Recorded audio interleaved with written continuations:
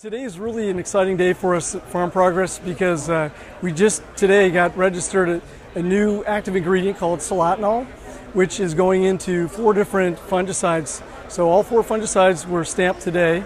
And the one that's most important to us here at the Farm Progress Show is TrivalPro.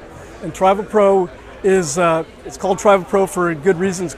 It has 3 different active ingredients, and it's registered on 3 different crops: corn, soybeans, and wheat. And it has 3 key benefits. Broad spectrum disease control, so by that I mean it controls a breadth of diseases across all 3 of those crops, and that's really important to growers. It also is providing 3 different modes of action, which are all discretely different.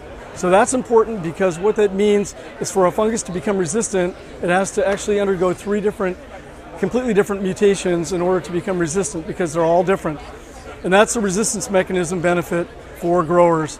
And the third benefit is that we see benefits in terms of physiological benefits, in terms of crop benefits, in terms of yield and performance, and the resistance management. So we have really an excellent product to bring. It's a combination. The solatenol that I mentioned is a new SDHI fungicide. SDHI stands for succinate dehydrogenase inhibitor. They've been around for a while, but this is a new and exciting one. And why can something that's late to the market be new and exciting? It is because it's different than all the other SDHI fungicides on the market. It's different because we have a benzonormanine ring in the structure that actually allows the active ingredient to be, it likes lipids. It's lipophilic, so it likes the layers of the leaf. If you think of a leaf, leaves are covered with a wax.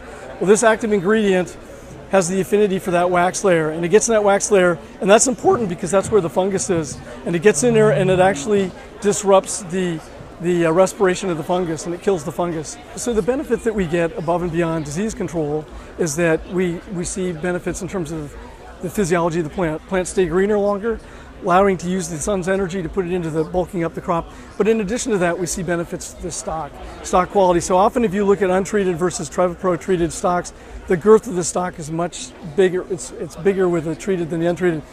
But also they're stronger. The untreated, the corn's a nutrient sink and will try to get energy, and it will digest the starches of the stalk if it's not getting it from the plant.